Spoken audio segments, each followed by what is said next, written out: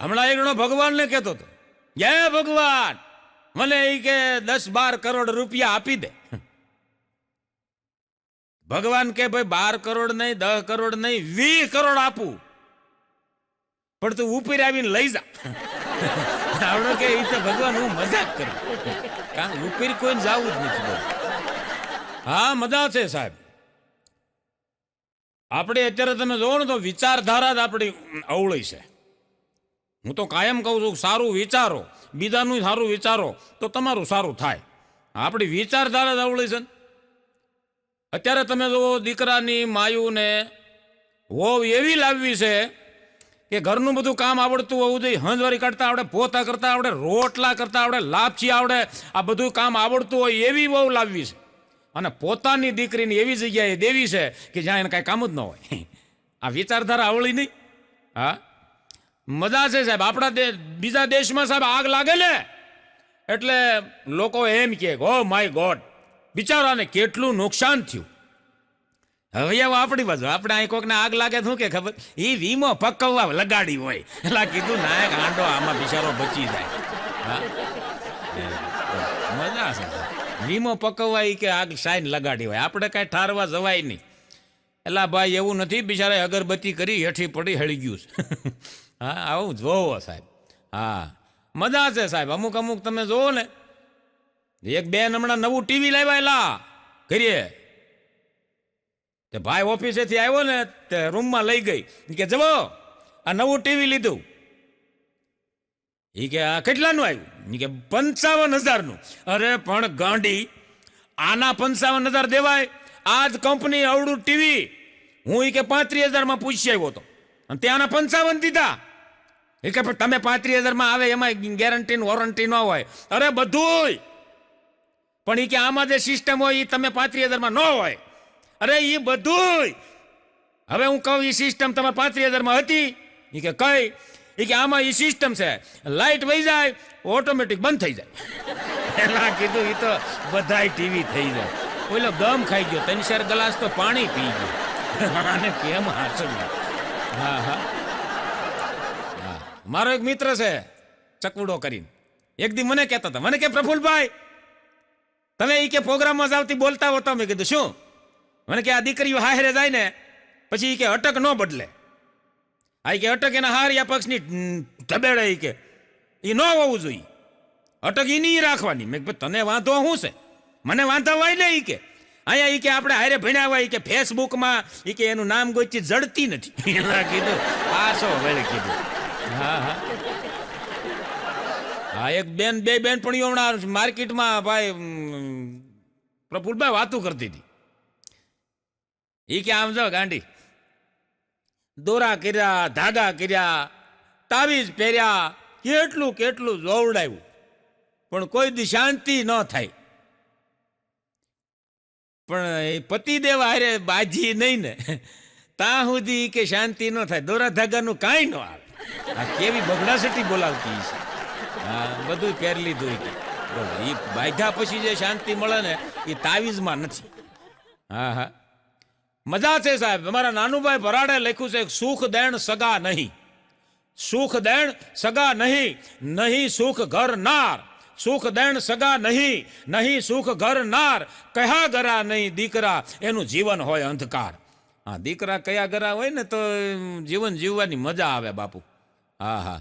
ગામડામાં એક માડીને મેં પૂછ્યું, મેં કીધું માં આ શહેરની બાયુ અને ગામડાની બાયુમાં મેં કીધું તમને કાંઈ તફાવત લાગ્યો? હા તે તફાવત તો ઘણો હાથી ઘોડાનો, આસમાન જમીનનો. મેં કીધું શું? શહેરની બાયુ છે ને રાતે ધણીની રાહ જોવે, શહેરની બાયુ રાતે ધણીની રાહ જોવે અને ગામડાની બાયુ રાતે ધણીની રાહ જોવે.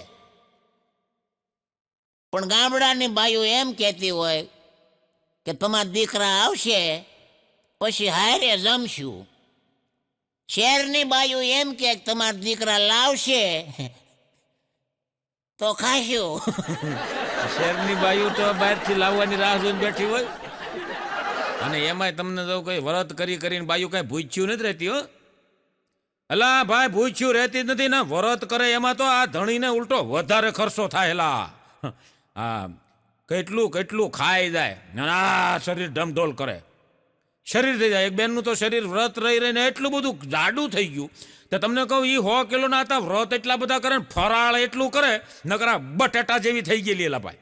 બટેટા જ ખાય નકરા, શું કે ભાજી સિંગદાણા સાબુદાણા ઓલી કેવી કાંઈક મોરિયાની ખીચડી પૂરિયું બનાવે ને કેટલું બનાવેલા, અને બેસી બેઠી ખાય અને આ ઢમઢોલ થઈ ગયેલી.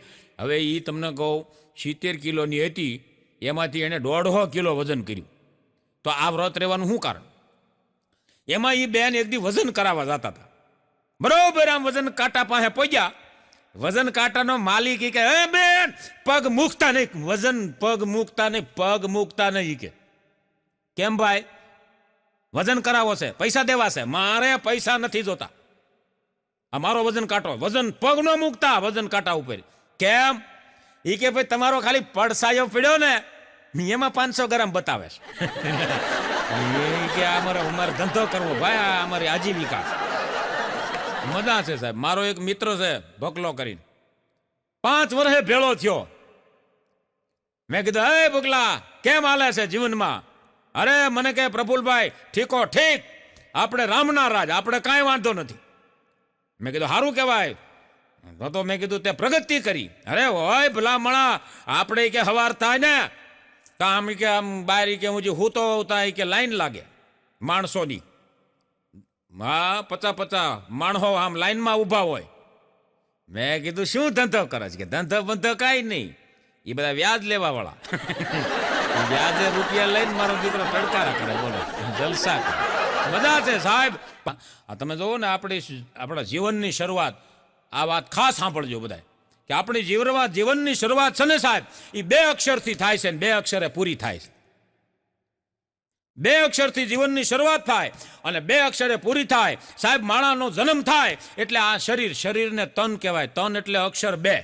હવે આવો અહીંયા, આ માથું અક્ષર 2, એમાં ઉગે તો કે વાળ અક્ષર 2, એમાં પડે તો કે જૂ ટોલાન ખોડો, જૂ ટોલાન ખોડો, લીખ ટોલાન ખોડો, અક્ષર 2. સાહેબ એથી આગળ વયાવો, ભાલ કપાળ, એને 2 અક્ષર કહેવાય. ભાલ અક્ષર 2, નાક અક્ષર 2, નાકમાં આવે શું તો કે ગુંગા શેડા અક્ષર 2. અને જે કંઈ છે ને સાહેબ મારા તમારા જીવનમાં એ આ નાક છે, નાક. સાહેબ આ નાક જેદી વયું જાય ને તેથી તમે ક્યાંય ના ન રહ્યો. આખા શરીરમાં એક નાક હાચવજો સાહેબ, હા આબરૂ રહેશે તમારી. એટલે નાક અક્ષર 2, એમાં આવે શેડા ગુંગા અક્ષર 2, અને આગળ આવો મૂછ અક્ષર 2, અને એથી આગળ હોઠ અક્ષર 2. 2 અક્ષરની મારી તમારી જિંદગી છે સાહેબ. ગાલ અક્ષર 2 લઈ લ્યો, દાઢી અક્ષર 2, હોઠ અક્ષર 2, દાંત અક્ષર 2, કામ શું કરે તો ચાવે અક્ષર 2. એથી આગળ અંદર આવો જીભ અક્ષર 2, પછી આંખ અક્ષર 2, ઉપર નેણ અક્ષર 2, એમાં કીકી અક્ષર 2, કામ શું કરે તો કે જોવે અક્ષર 2, કામ શું કરે તો કે જોવે અક્ષર 2. પછી આવે કાન અક્ષર 2, પછી કાનની બુટી અક્ષર 2, ગળું ડોક અને બોચી, ગળું ડોક ને બોચી અક્ષર 2, ખંભો અક્ષર 2, અક્ષર આવે 2, પછી કોણી કાંડા અક્ષર 2. આ સાંભળજો, 2 જ અક્ષરમાં મારી તમારી જિંદગી છે. પછી પોંચો અક્ષર 2, છાતી અક્ષર 2, અને કેળ અક્ષર 2, પેટ અક્ષર 2, નાભી અક્ષર 2, જાંઘ અક્ષર 2, પગ અક્ષર 2, પીંડી અક્ષર 2, અને એથી આગળ જાઓ હાથનો પંજો અક્ષર 2, અને નખ અક્ષર 2. એમાં થાય શું તો કે મેલ અક્ષર 2. આયુષ પૂરું થાય સાહેબ, આયુષ પૂરું થાય અને આમાંથી નીકળે અક્ષર 2 તો કે પ્રાણ. અને મર્યા પછી આને શું કહેવાય તો કે શબ અક્ષર 2. અને આખી જિંદગી પ્રભુ ભજન નો. બીજું કે 2 જણા જે 4 જણા આપણને ઉપાડીને લઈ જતા હોય, રામ બોલો ભાઈ રામ, એમાં 4 જણાના એને કહેવાય ડાઘુ અક્ષર 2. આખી જિંદગી પ્રભુ ભજન ન કર્યું હોય અને પછી રામ બોલો ભાઈ રામ અક્ષર 2, અને હાથમાં દોણી લઈ અને જાતા હોય, દોણી અક્ષર 2. એમાં શું હોય તો કે આગ અક્ષર 2, શમશાનમાં ગોઠવાય ચિતા અક્ષર 2, અને પછી એમાં લાગે આગ અક્ષર 2. શરીર બેળા પછી વાહે શું વધે તો કે રાખ અક્ષર 2. પછી હાલતા થાય લઈને ડાઘું, એ ફૂલ કહેવાય. ફૂલ અક્ષર 2, અને એને પધરાવા ક્યાં જાય તો કે ગંગામાં. ગંગા અક્ષર 2. પણ સાહેબ, જ્યાં સુધી તમે સારા કર્મ નહીં કર્યા હોય ત્યાં સુધી નહીં મળે. એ છે મોક્ષ. મોક્ષ અક્ષર 2. ખરાબ કર્યા હશે તો નર્ક.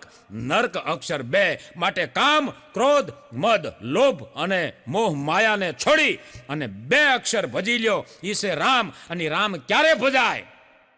કે જ્યારે 2 અક્ષર મળે, કોઈ ગુરુ મળી જાય 2 અક્ષરનો, ત્યારે મારો ને તમારો બેડો પાર થઈ જાય સાહેબ. આ 2 અક્ષરની મારીને તમારી જિંદગી છે. એટલે ભાઈ, આમાં આનંદમાં જીવવાનું છે.